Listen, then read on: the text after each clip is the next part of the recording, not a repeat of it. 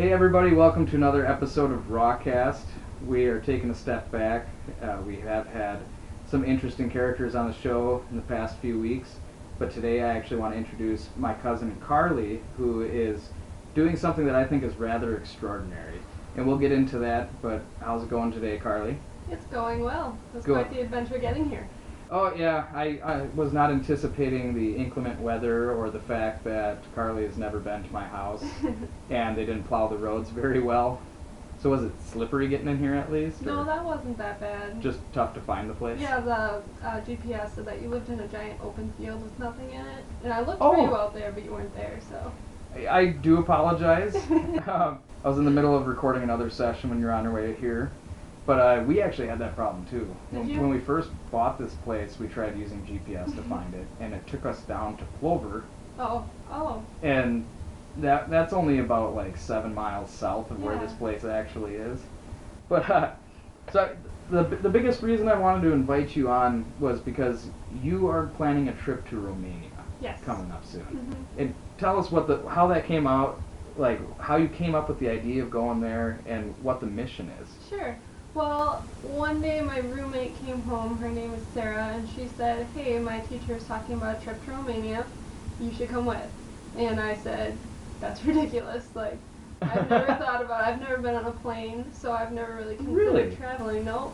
I've been to maybe New York on a school trip, and By bus with that though? Yep, 18 Oh, okay. hours on a bus. Yeah, with the senior guys who are very excited to be on a bus. So that was fun. But yeah, I never really considered it. It's never been anything I've really thought about, especially money-wise. I never really thought that it was really a possibility. So she told me to go talk to my financial aid advisor, and I did, and he said that it's possible. It just depends on the funding for it. So we got into a little bit more detail about it, and we went to our first meeting where we basically discussed the prices and the first deposit, and then it was a first come, first served basis. So it is a study abroad program, but it's not really anything to do with studying, it's mostly just volunteer work. Oh, really? So right now you're trying. Last I heard, you were trying to get funding. You had a page set up with GoFundMe. Yeah. What's the ultimate goal? Like, what dollar amount are you trying to reach for this trip? Around 2,100, I think. So $2,100 will fund your round trip. And how long would you be planning to stay there? 2 weeks, I think, just under 2 weeks. Just under 2 weeks. And you had sent me some information on the situation over there. What exactly? Tell the listeners really Yeah. what that's all about. Well, they're doing the best they can with what they have, basically. It's a non-profit organization, so they don't have a ton of money backing them up. Most of their staff is doctors and nurses, and they're taking care of kids. It's, what do they call it? It's for special needs children, so you have anywhere from high-functioning teenagers to bedridden children. Some Oh, of them wow. go to after-school programs, and some of them can't move out of bed at all. So depending on your comfortability with the situation is the children you'll be working with. So they don't get to do a lot of activities because of the fact that their staff is typically nursing staff, and they're taking care of the kids that are mostly bedridden for a majority of the time. Oh, that. So you had said that on average with their staffing situation, they basically get to go out for walks maybe twice a year. Correct. There's when the study abroad students from the USA come, and when the Spanish students come, and they come a week before us, so it's pretty time crunched as well. Oh, wow. And depending on the child's wellness, some of them go to school, some of them don't, but that would be basically their outings. If they go to school, if they come back, if they have after school programs, it's typically within their orphanage. Oh, wow. So they don't do too much outside of that area. That sounds like a tough situation for the staff over there. Yeah, and it's a lot of pressure because people are always making quick judgments on the situation. But they are doing the best they can with what they have. And I think that's probably the hardest part about being nonprofit is that they're doing what they can, and people don't typically see that. And a lot of times with those types of nonprofits is the little bit of funding they do get, they have to fight for. Yeah. So when your main mission is to take care of these children, but then you're also having to fight for the little bit of funding you get, Yeah. and you've already had to tighten your belts as much as possible. Yeah. That's got to make it just ridiculously difficult. And so your friend was the one that approached you with this idea. Yeah. And when are you planning the trip for? Like, when do you think you'd be heading over to Romania? We are hoping to be there by May 25th, so probably 3 days after finals. 3 days after finals. That's leaving it tight. You're not even giving yourself time to really get to enjoy the post-finals time. Right, no, it's Your grades definitely won't even be posted yet. Right, and it's all about, too, the scheduling flights, like whenever, Sarah and I, we haven't scheduled a flight yet because that's very hard to fund for, but we have most of our deposits down. Oh, But, really? Yeah, well, the first half, I'd say, because the first one was $250 for the trip. Okay. And the next one was $500. So I got that off of GoFundMe, thanks to countless blessings of people who have just donated to my Facebook Oh, that's GoFundMe. fantastic. Yeah, otherwise I would not have been able to do that. I asked for just money for Christmas so I could help with the next $500 deposit, and I have another $250 with that, and that's not including the plane ticket. So once I get those next two, I have to focus on the plane ticket, which I should be focusing on as soon as possible. But you do what you can with what you've got. Oh, absolutely. You got finals coming up. I mean, and you just started the semester then, essentially, right? Right. But I mean, you don't want to take too much focus away from your studies for fundraising. But so you're basically going to hit this goal then, huh? I hope so. I really do. As long as It's been GoFundMe keeps slower. working. Yeah, it's been slower near Christmas, which is very understandable because Well, yeah. my funds dropped personally in my bank account by a lot. You've got a lot of people to care about and, Oh, a lot absolutely. of people to go see, so there's tons of funds that go into that. So I totally understand why it was a bit slower by Christmas, but I'm hoping to pick it up a little bit again. Oh, yeah. Start posting a little bit more on Facebook, and, not everyone is able to donate, but sometimes just a share of the page is just as helpful if they have friends that are willing to help out. So Oh, yeah. Word of mouth is still very big. yeah. And I worked with Alex Clemens, still do in some capacity. Yeah. He was doing his music, and his was all grassroots style stuff. His social media was literally him saying, "Hey, please go like this page. Hey, do Yeah. this." And over the past couple of years, it's really helped. I was there with him when the page was at 0 likes, Right. and now he's approaching 2,000. That's And amazing. that's all from his own hard work, building a great network. And so it sounds like the GoFundMe page is helping out quite a bit. Like you Yeah. said, it's slowed down, but Right. I mean, I wasn't even able to access the GoFundMe page, which I No? found odd.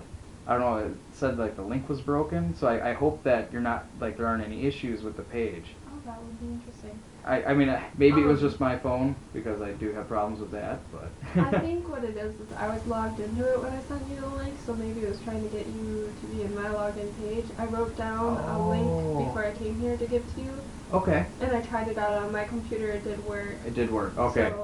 So, Okay, I'm glad that was all that was, Yeah. because otherwise that would be sad for me to hear that Yeah, not you weren't able to helpful. get the funds because the site wasn't working.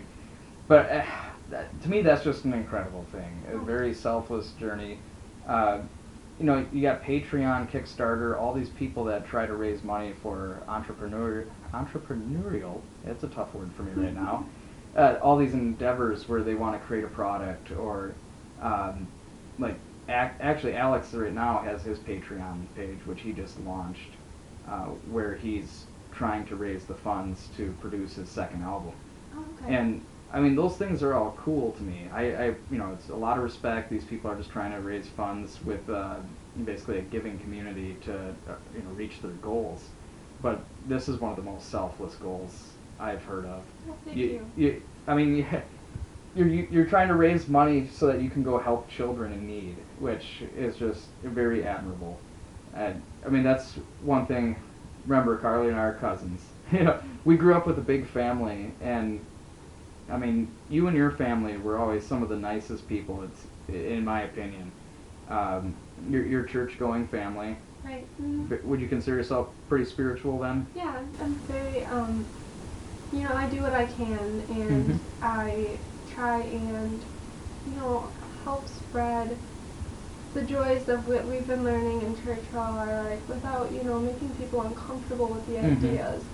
And, I think that's really helped me in my life a ton. I feel incredibly blessed with all these people and the situations, and I feel as if every hardship I've been put through so far has taught me so much and made me the person I am, and I can only thank God for that. Which I absolutely respect. I mean, you look at the news headlines nowadays, everything seems to be black or white. Yeah.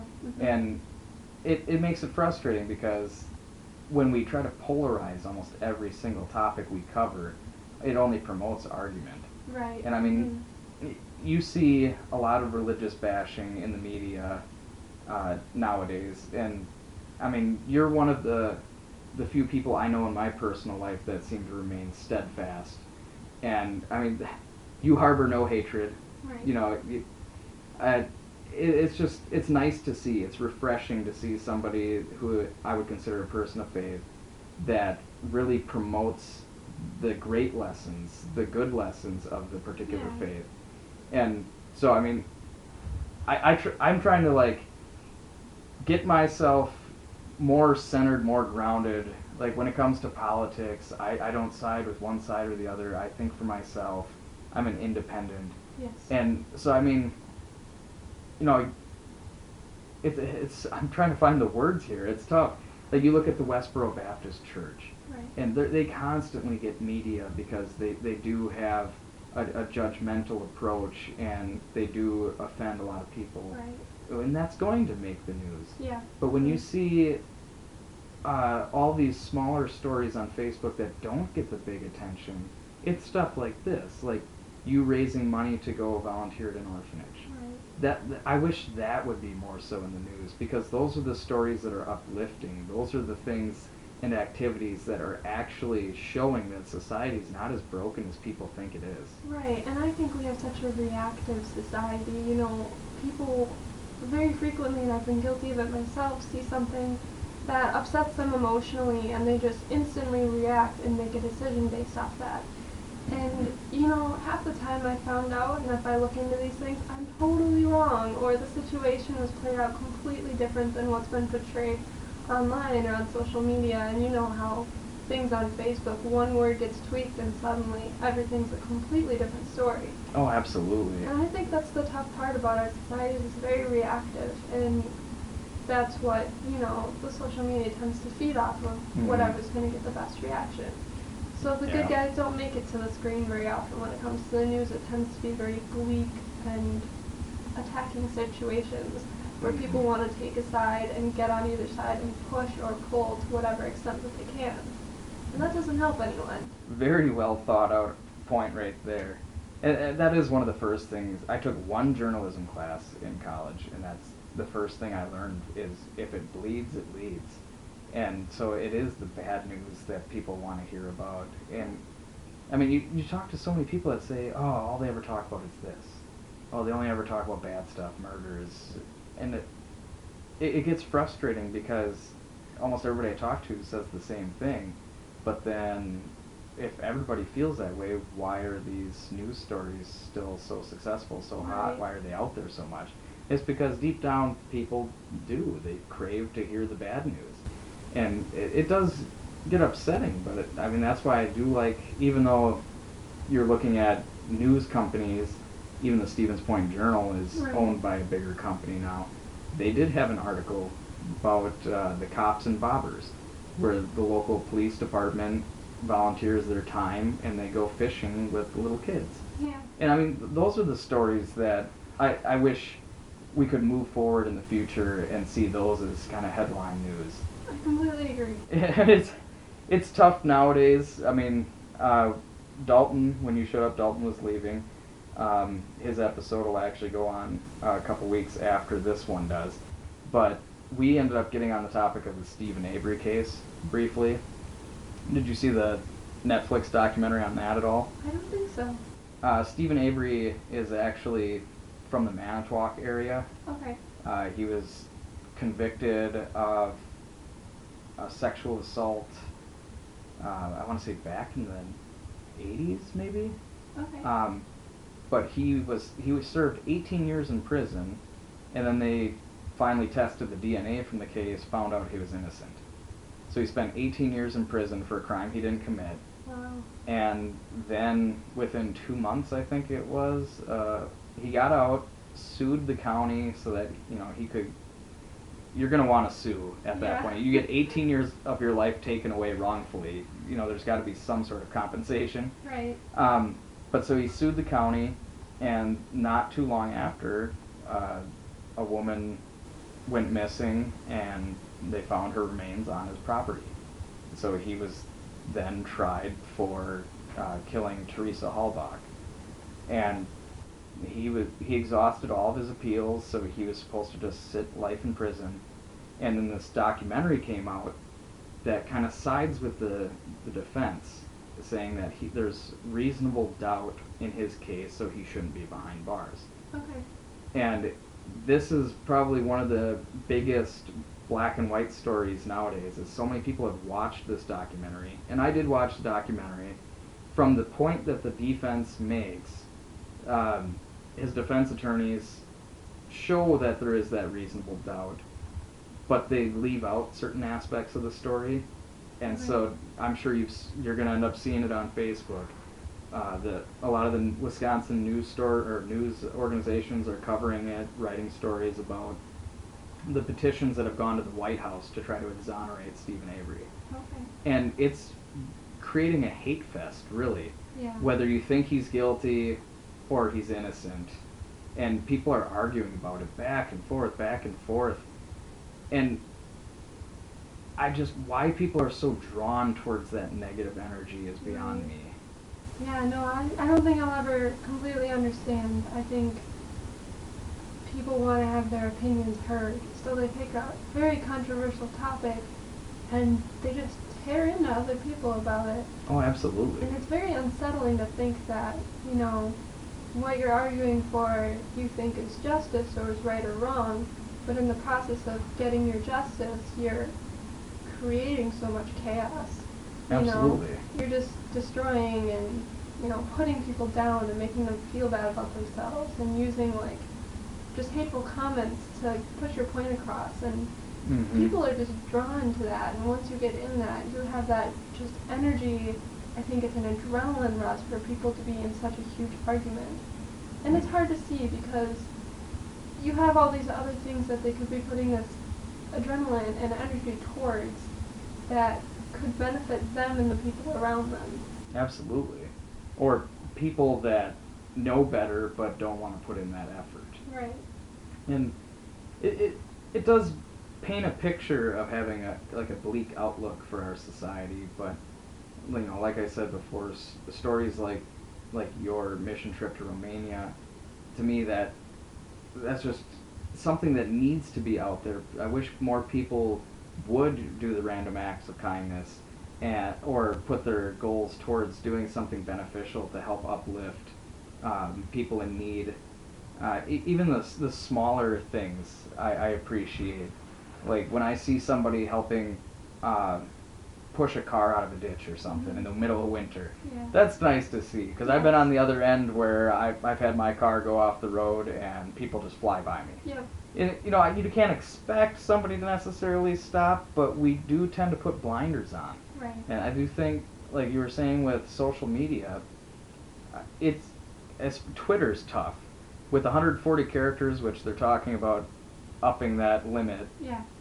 there's only a finite amount of text you can put into a post. So how do you go ahead and determine the most important parts of the argument to actually capture your thoughts? Right. And so things can get misconstrued. I don't know about you, but I've had arguments sparked through text messages because you can't send a book. You send a brief message and then the words get twisted because of different perceptions. And it can make a breeding ground for chaos, like you were saying. And technology, I don't think we're ready for. Yeah, no, I agree completely. The smartphones, people need to think before they use their thumbs on a text screen. But overall, I mean, I haven't volunteered in a long time, and I have been itching for a volunteer situation because the last time for me was my sophomore year of college. I helped a couple friends start up Invisible Children at UWSP. And are you familiar with the Invisible Children? No, I don't think so. That actually started. Three guys out of San Diego took a trip to Uganda and saw how tough things were there. Right. They, at the time, I think it was a 27-year civil war going on. Wow. And well, eventually things changed. The rebels had to resort to kidnapping children and then brainwashing them and forcing them to fight their war. Right. And so that became a very difficult situation because you're tearing children away from their families. You're having a bunch of refugees. I mean, they still have makeshift towns that are refugee camps over there. And how do you fight a war where the people who are shooting at you are a bunch of 9-year-old kids with guns? Right. You know? And so these three guys created an effort. They created the Invisible Children, which was an organization to raise the awareness of that situation, the ongoing situation over there. And over the years, naturally, the goals shift slightly. So at first it was raising awareness for what was going on. Then it moved on to where some of these kids were coming back. They were able to, get them back to their homes. Right. But they had been brainwashed by that point. So then it was about raising money to rebuild schools and get textbooks and clothing. And the hardest one, even in this country, still we're dealing with difficulty in addressing mental health, Yes. in my opinion. And so when these kids are coming back after having been forced to murder people, kids their own age, there is a good degree of therapy that they got to go through in order to, reintegrate back into a normal society. Mm-hmm. And so after seeing the documentary on that, my friends and I started up a campus branch of the organization, and that was our mission, was raising awareness and raising funds to try to help rebuild these schools. And they even used old telephone wire and reeds that grew locally to create bracelets. So the women in these makeshift villages would make these bracelets that then got sold over in the United States to create a microeconomy. Oh, that's incredible. And I haven't checked up on it in a while because, that back in 2009 I think this was, so it's been a Right. few years. But it felt good at the end of the day knowing that at the very least, even if we educated one person on the travesty that was going on in Uganda, Right. it was raising the bar on making sure that we got one step closer to trying to heal the situation. And so, when I think about somebody who's been bedridden and they only get to go out on an outing maybe twice a year, that's just something incredible to me, that you're going to take time out of your life to travel halfway across the world to volunteer at an orphanage and help these kids out. So I can't even express how impressive I think that is, and how selfless and admirable the actions are. But you volunteer in other capacities as well, don't you? Yeah, I was just at the Humane Society of Waupaca County, and I gave 22 puppies baths. You gave 22 puppies baths? Yeah, 22 extremely hyper, very happy puppies baths, and Oh.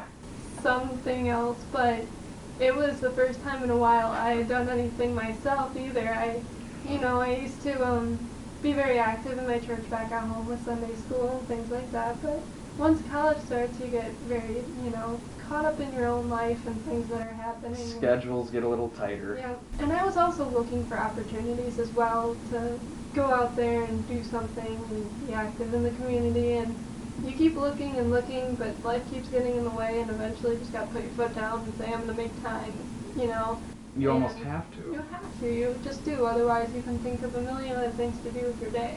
And those are things you really do have to do with your day. But, you know, there's more productive things you could be doing. Like, sometimes you just want to come home after a long day of work and just watch your favorite show on Netflix. Or just hang out with the family, or, you know, just take a nap. Yo, I haven't had a nap in so long. My last nap was maybe 15 minutes. It was sad. But hey, it's 15 minutes more than Right. you would have got without a nap. Right, exactly. And you know, the thing is, naps are great. I love naps. They're probably my favorite part of any college day if I'm not working, but there's other things I could be doing while I'm napping, whether it's just around my house in general, trying to make my roommate more comfortable by doing the dishes more frequently, which is definitely my downfall, or, you know, going out and actually doing something. There's a humane society that's probably 2-3 miles from where I live, and we haven't been there yet, but we're thinking about going over there, just hanging out with some of the dogs and the cats, you know, giving them our time of day can have a big impact on their lives. Just brighten it up a little bit. Staff too. If you're working with animals, they have more time to do things as well. Oh, absolutely. I've thought about volunteering at the Humane Societies around the area, but I'm one of those people where I think it's a great idea, it'd be a great opportunity, a good experience, but I don't force myself to take the time to do it. Yeah. And so what is your motivation? Like, what drives you to want to volunteer so much? Well, I guess it just makes people smile, and that makes me smile. I was told that when you go there, almost no kids in Romania in the orphanage would be going to know any English. But as cheesy as it sounds, the universal language of a smile just gives so much. And you go there and they just run up to you and they're so happy to see you because it's their time of year, you know. Yeah. And we get to take them for ice cream and do things that they don't normally get to do. And it amazes me that they have such a rough situation, but they know that when we come, it's going to be like the best 2 weeks ever because they get to have ice cream and go out, and they spend all year long looking forward to it and being hopeful, and that's just so impressive to me. Oh, They have such a great attitude. That sounds so cool. It really does. I mean, I never volunteered too directly. I mean, when I was a kid, I did volunteer at a nursing home to help for bowling night. I remember those. And I mean, to me, that was so cool because I think that was actually the last time I had direct involvement with people that I was helping as far as volunteering, and allowing these seniors to have a game night that was incredible. They were laughing, joking around, having fun, and I mean, had we not been there, odds are they wouldn't have been able to, play that game. Otherwise, it would have taken a lot longer. Right. Maybe wouldn't have been as much fun for them. But there is just a sense of pride. Like, it is a rewarding feeling when you help somebody in need. And I mean, there's no way you can measure one experience to the next because volunteering is volunteering. Right. But I mean, for example, like you giving 22 different puppies baths today. I mean, even though they were probably high energy, jumping around, didn't want to sit still, I mean, you gave them a clean feeling, and that's so cool. I'm literally blown away by how impressive that is. I mean, how often do you volunteer at the Humane Society then? I actually used to work there for about 2 years, and then when I went to college, it was in Wausau, so it was about an hour or more away from Wakaka. Oh, wow. So I hadn't been there in a very long time. I think yesterday was the first day in quite some time, but it's kind of puppy season right now. We get a lot of puppies from Amish farms because, they don't know what to do with them. Okay. So we pick them up, and a lot of them have never really seen any water before or anything like that. Like, they've been in the rain, but they've never had a bath. Oh. So it's really interesting because we pick them up, and they're just farm dogs, they're just used to farm and lots of places to be. So you take them and you give them a bath, and they're just, like, terrified. They have no idea what's going on. Oh, and wow. then you put them in the pen afterwards, and they're having a blast because they've got this new free, they've got like 10 pounds off of them. And they're probably not going to like it again the next time they come around, but for another bath, but they enjoy the after effects. Yeah. And that alone has motivated me. I think I'm gonna try and go back there a lot more to help out with that. If anything else, I can play with cats. And what kind of day is it if you get to play with a cat? The best day ever. Oh, So. absolutely. I still remember, was it Tiger? Yeah. Your orange, was that tabby cat? Yep, 18 pounds of pure awesomeness. Oh, God. He was a big cat. I remember you guys had him for a long, long time. It was super mellow for the most part, wasn't years, he? Yep. I'm more of a cat person than a dog person, I'll admit. We do have our own little calico who's hidden away in the bedroom right now. But she's a feisty one. Yeah. And I love having animals. I mean, we only have the one cat right now. But if I could volunteer anywhere locally right now, it probably would be like a local food pantry or the Humane Society. Right.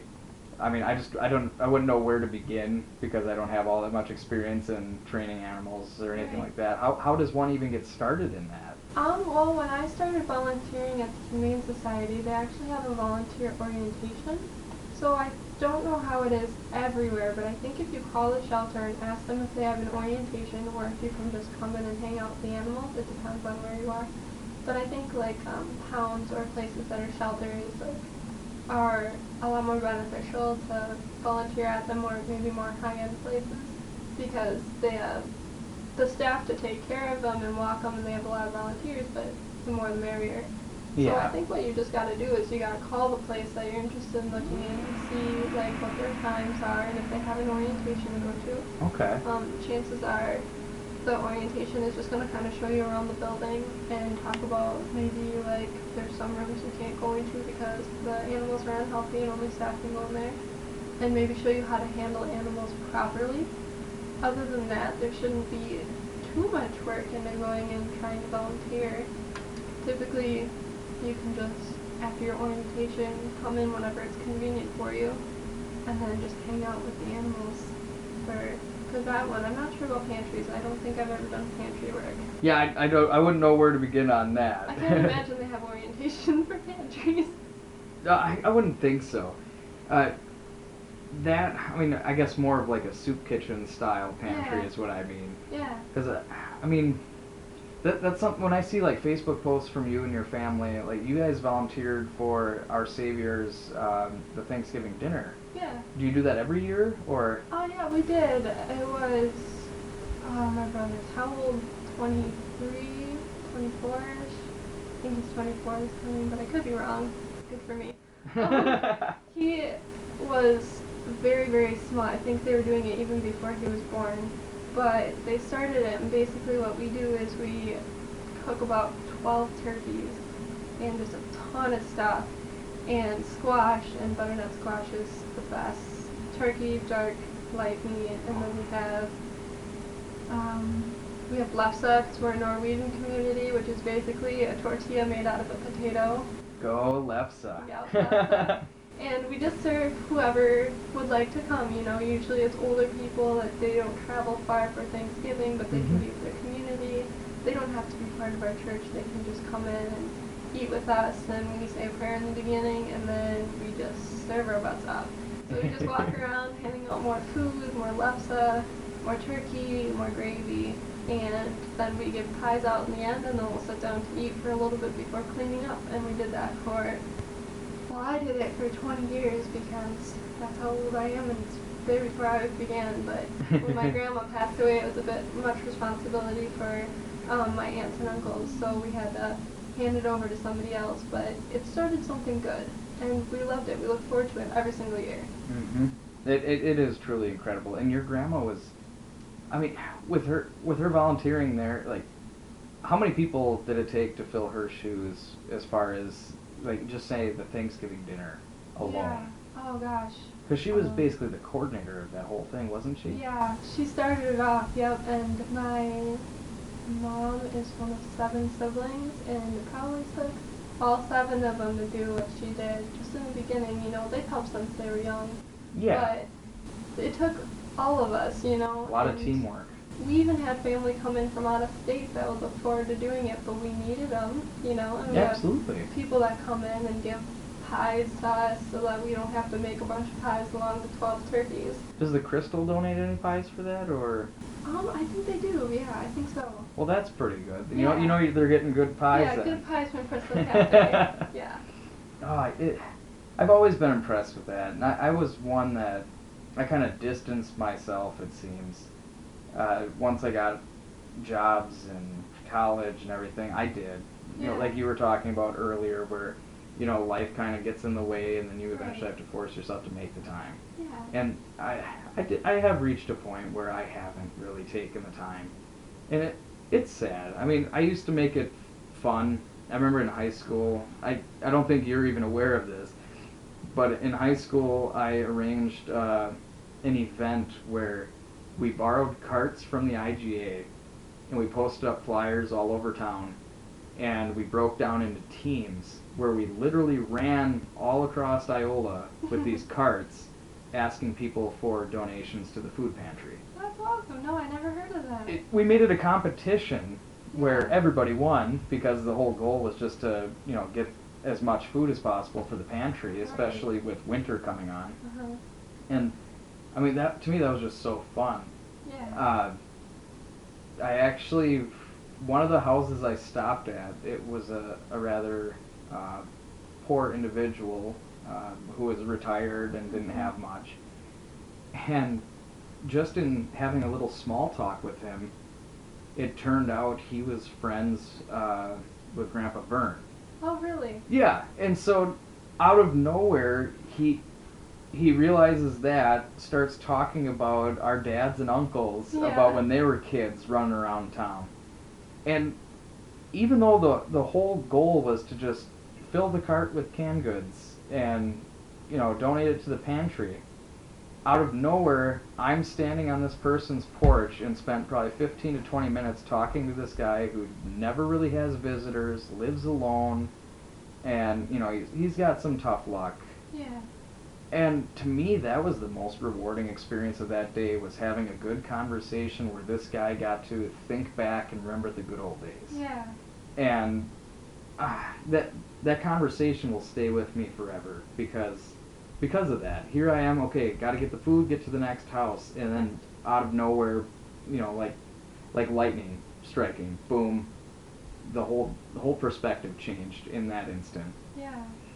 And so that, you know, that's the kind of thing I imagine with, especially that, I know it's not the right time of year, but that Thanksgiving dinner that you guys coordinated. I mean, seems pretty popular. I mean, you get the basement there's got to be pretty full of people then, huh? Yeah. I think that in the last couple of years it's been a little bit dwindled because I think people are traveling a little bit more, having a little bit more freedom. Iola, to me, is kind of just a big family-based place. And, you know, not everyone knows each other, but it feels like they do. Oh, for the most part. Yeah. And I think people are finding more to do. So I don't know if it's gonna, you know, dip a little bit. It seems to be less this year, but I also think that there is a little bit more leeway for travel. It was a little bit nicer. Oh yeah, this time. it was still warmer. We didn't have the snow. I think that it will stay going for quite some time, because last year compared to this year, you know, we had a ton of people, but you're like due to have some drops in there, and I think next year it should be just as big as it was the year before, you know. And I just, despite who's there, how many, it's nice to like see anyone there enjoying the company of others. Even if 2 people showed up, you can spend time with those 2 people and really make their day. Exactly. That's amazing. I was just thinking the same thing. I mean, as long as, I mean, you're basically creating a meal for those in need, and it's not necessarily that you're just feeding them either. Like, yes, the dinner is the main focus, Right. but it's the sense of community that's coming into it, and that's beautiful to me when you have that. Like Wapaka County, what was it? A heated homeless shelter they're creating, where at the very least, it's giving people that are in a tough situation a warm place to lay their head at night. Right. And I'm loving that this area especially, we're seeing more and more of that. Right. And I hope that trend continues. Yeah. Because it is incredible. Well, And I mean, I grew up in Our Savior's, Yeah. the same church, and I had a different experience with it, but I didn't get as involved with the volunteering. And so, I mean, though I wouldn't consider myself very religious anymore, it's not about that. It's about the community. Right. And I think that's something I forgot along the way. And so, looking back and seeing how things are now through a different lens, it's beautiful. Right. Just simply beautiful. Well, and I think that's just it. We all have different pasts, and we all have different experiences, and they make exactly who we are.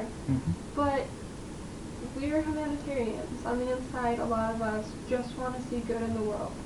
And I think that something so small can motivate you, whether it's going to an animal shelter, volunteering at a food pantry, or just, giving them a bag of canned goods. Mm-hmm. You're going to do something for someone. The person you're handing the bag over to will probably remember you for a very long time.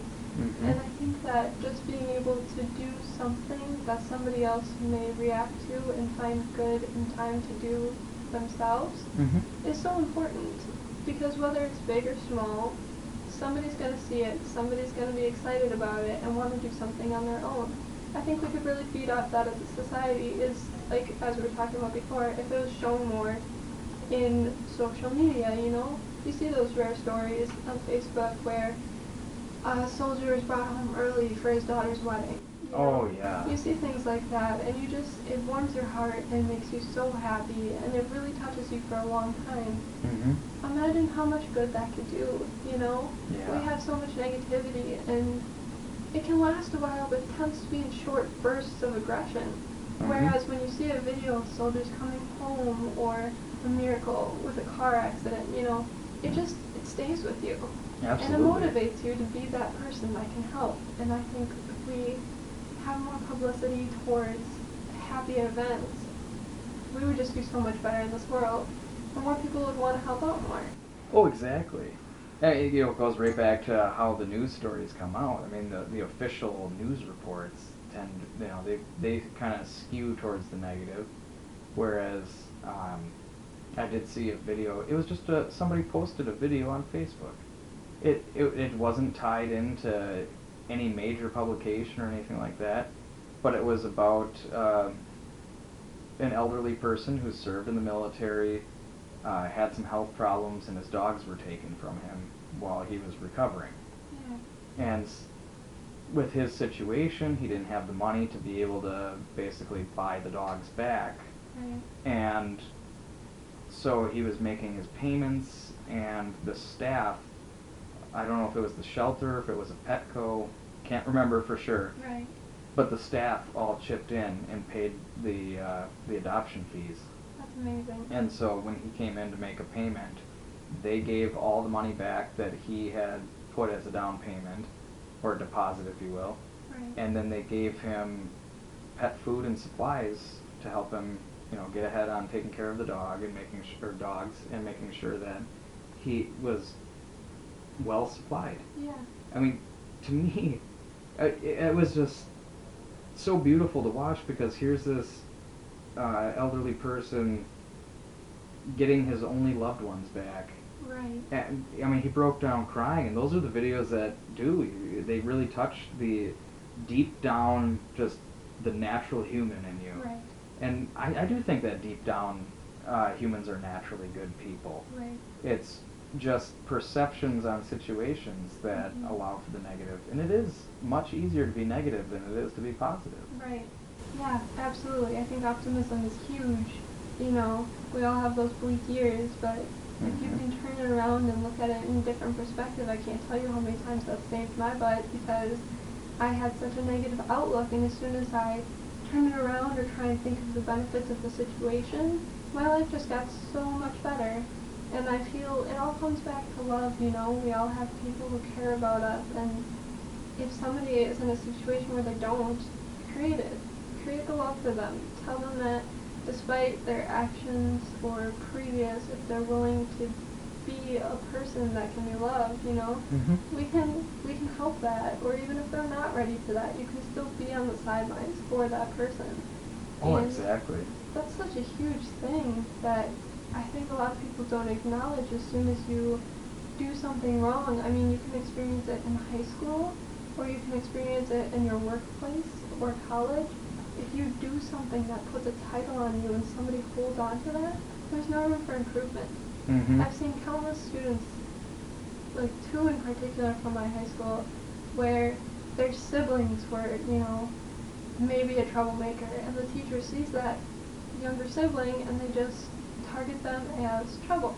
Oh yeah, And I they went give through that them as no- well. They give them no room to grow, you know, and it's very discouraging for that person. I was told up until 8th grade by teachers that I wasn't the greatest at math, you know, and it makes you just say, I'm not good at math, because people have been telling you that your whole life. And then I got to college, and I went to Trio in Maritime County, and they helped me in countless ways. I went there for an hour every day after math class, and I passed every single one of my math classes without retaking one for 2 years. 4 semesters, 3 semesters, I think, of math, where because of the support and people telling me that I can do things and I was good at math, I got through all my math in 3 semesters. That's fantastic. It's amazing what people can do with encouraging words, you know? It's the same thing with somebody being a bad person, you know? If they're constantly told that, they're going to believe it. Yeah. And if they're told that they can't do something, they're going to believe it. So I think we just need to start telling people that they can do things.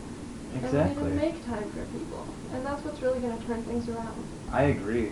Yeah, I mean, you never know when a simple smile and a hello is Right. going to turn somebody's day around. Mm-hmm. And I did see, I mean, you were talking about the education aspect.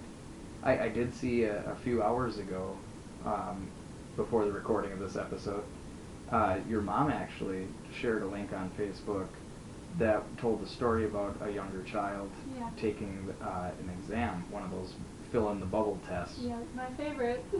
In those standardized tests, I think they do just kind of crush the spirit of some kids. Yeah. And we need to let kids be kids. Right. And let them be creative and imaginative. That's the whole point of being kids. Right. And I don't think that it's something where we should encourage our kids, and then as they become adults, we need to be judgmental and condemn anybody. I was talking to a couple people the other day. They saw my license, my picture, Yeah. from when I had long hair. Mm-hmm. And they seriously gave me such a hard time about it. Like, they weren't joking around. They were just saying, no, that's not right. That's not right. Really? And I'm like, we were just having a good conversation. And as soon as you saw a picture of me you didn't like, all of a sudden now I'm an outsider? Come on Yeah. now. And we do got to get away from that. The episode I uploaded last week with Alex, Mm-hmm. I told you we mostly focused on suicide awareness and prevention. Right. And we really covered the topic of bullying. Right. And I do think that it is a very, very tough situation. That we do need to fight bullying. Right now we're seeing such high rates of young people committing suicide. And so people like you that volunteer the work and try to be optimistic and shine just a beautiful light on this world and, as a society, we need more people that take that optimistic look that you have, because it can be life-changing, and nobody should ever have to think that life is that bad. Right. And how you were saying it with, you tell somebody something over and over, like, oh, you're not good at math, you're not good at math. Well, that's going to discourage you from improving in Right. math. So, Okay. the hardest thing that I hear is when high school age kids are told, oh, you're ugly, you're stupid. Right. I mean, come on. Since when did I did see a post where somebody was talking about how they were fat, Mm-hmm. and they didn't make it a sad post where they were feeling bad about themselves or glorify being overweight or Mm-hmm. anything like that. They just were saying it simply put for what it is. Right. I'm fat. Yep. It is what it is. Yep. And I mean, why do we have to have positive or negative connotations on a word like that. Right. It's just funny to me, and I do think that younger people especially are changing a little bit. I mean, we do still have a lot of bullying, but to me that's up to the parents. Yeah. The parents need to step in and figure it out, because a lot of times the bullies just are dealing with issues in their own life. Right. That they don't know how to cope with on their own. Maybe they have a bad home life, Mm-hmm. or they're frustrated with themselves for having difficulty in a particular subject, whatever it may be. And even back in high school, I remember a situation where a student he was very quiet, he was an introvert, he was a very nice person, he was a grade behind me, or 2 grades behind me, I think. Right. I graduated in '07. But he was just a very quiet guy, and so people would pick on him, and sometimes crossing the line. Right. But if you talk to him one-on-one, he was an incredibly intelligent individual. He just didn't like being too social. Right. And he kept to himself. And then I saw one of the more outspoken, obnoxious type people Mm-hmm. really laying into him, crossing the line, and almost nobody stepped in. But I know that there was a teacher, Mrs. Newby. Remember her? Yep. She is amazing. Absolutely. One of my favorites. She helped me in math big time. She's Me one of too. those selfless people that just, Gives all they shines. Absolutely gives all she's got. But she kind of let it slide because this person pushed the student too far, and he lashed out and punched the bully in the face. Yeah. And they let it slide. Which at the time I thought, oh, that's awesome. Good for Right. you. But violence shouldn't have been the answer. There were enough people in that hallway that somebody should have intervened Right. and made it stop. Shouldn't have gotten to that point. It shouldn't have gotten to that point, which I'm glad that basically stopped Right. the bullying on this particular student. So I mean, all's well that ends well. Right. But we Could have shouldn't had be a turning better- could have been a better means. Right. And so that story sticks with me because that's one of the more relevant stories I have when I'm seeing, I've been out of high school for a while, and so seeing these stories where teens are jumping off buildings, or, Well, I think a Excuse me. huge thing for it is we take a lot at face value these days, but we dehumanize as well. And humanization is probably one of the scariest things I've ever encountered, and we all experience it every day. Mhm. We know there's soldiers fighting. Do we think about them every day? Typically we don't, until we see Exactly. a big story. And even when we do, it kind of bothers us, but it doesn't emotionally, take us down. Mhm. And of course that's a good defense, because if we were so harmed by everything we saw, it would be hard to live a normal life. Oh, exactly. But that's where it kind of comes in when it comes to, making someone's day better despite your own. We tend not to think about it too much. And I think one of the most positive things I've learned in my life is that if I'm having a bad day, making someone else's better always makes mine better. Yeah, the way I've always looked at it is like, it's a hot air balloon, but it's filling with steam, having a bad day. But if you're able to touch somebody else's life in a positive way, in that particular day, it lets some of that steam out. It Yeah. decompresses you. Being good to another person is so beneficial to us on an emotional level, a mental level.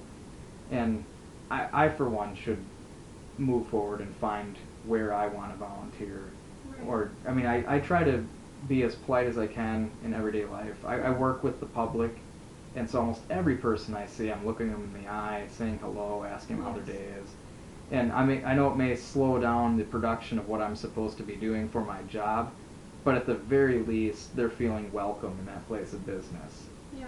And that's, to me, that's just good customer service. Right. But I don't know these people. Who knows what their story is? And we don't know you can't just tell by a look what somebody's story is. Right.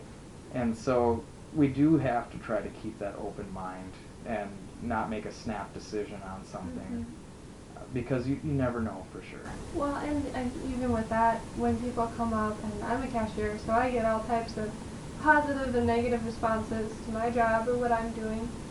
You know, even the crabbiest people, I find if I can shrug off what they just said or the comment they just made or the coupon they just threw, that, you know, if I can make them laugh, suddenly they're brighter when they walk out the door, you know, they're not so crabby, and even if it was just for a few seconds, the day wasn't so bad.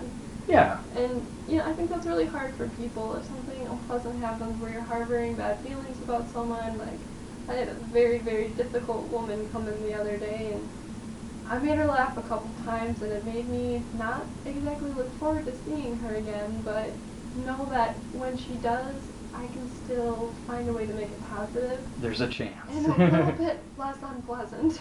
You Yeah, know? absolutely. And it's good for her and it's good for me. So. And that's all you can do at that point. Right, exactly. I mean, you're working it a little bit, trying to make sure that there's still wiggle room to make sure that she leaves at least as positive as she can. Yeah. And I mean, I try to do the same thing as well. When you work in customer service, you almost have to. Yeah.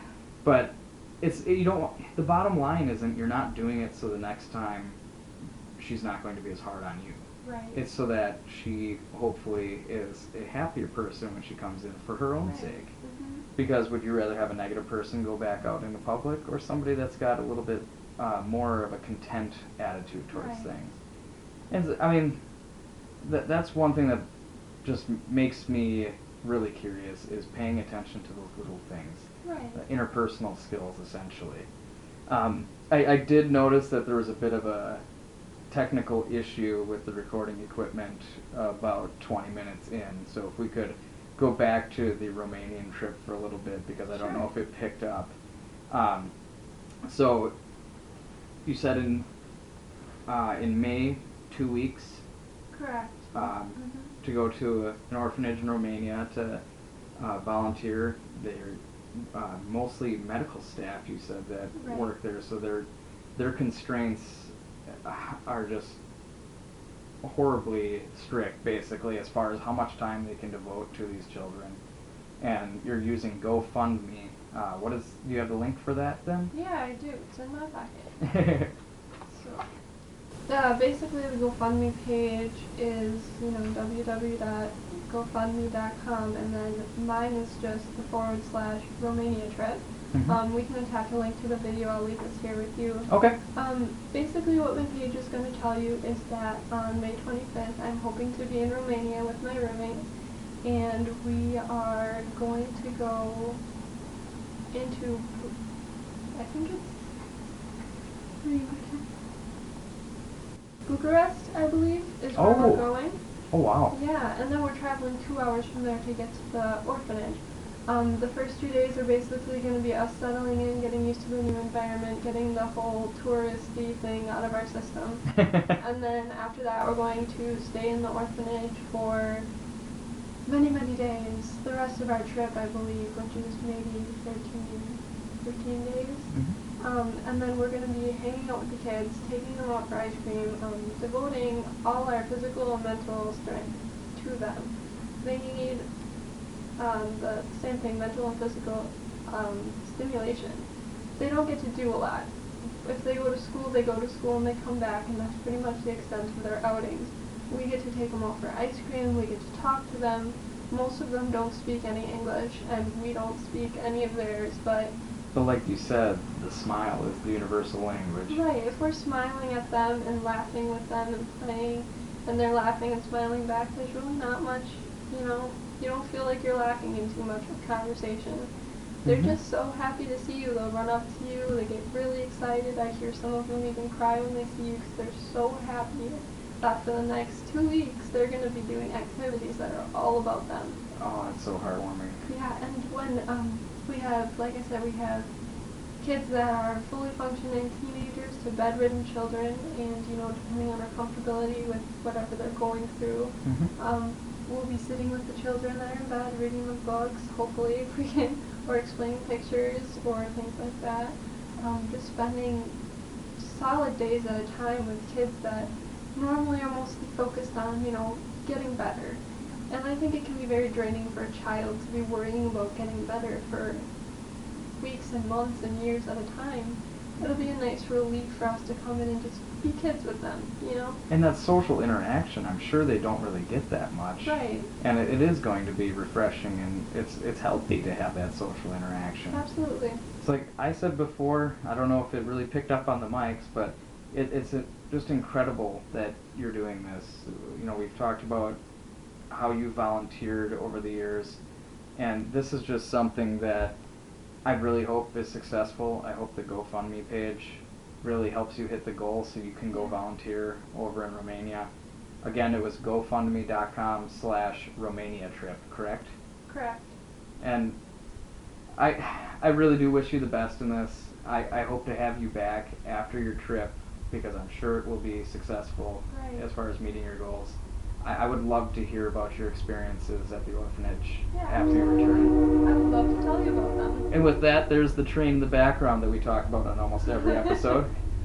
But thank you so much, Carley. It's been an absolute pleasure. It's been too long since we've had a one-on-one conversation. Absolutely. And I really appreciate that we were basically able to talk about day-to-day philosophy and humanity. Yes, absolutely. Well, thank you for having me. I really appreciate it. Well, thank you. With special guest Carley talking about her mission trip to Romania to volunteer at an orphanage. This is Doug signing off for Rawcast. Join us next time, and when Carley gets back, we're going to talk about her experience. So we're probably looking at mid to late summer if she's going to be taking off in May for that trip. So stay tuned, folks, and have a good one.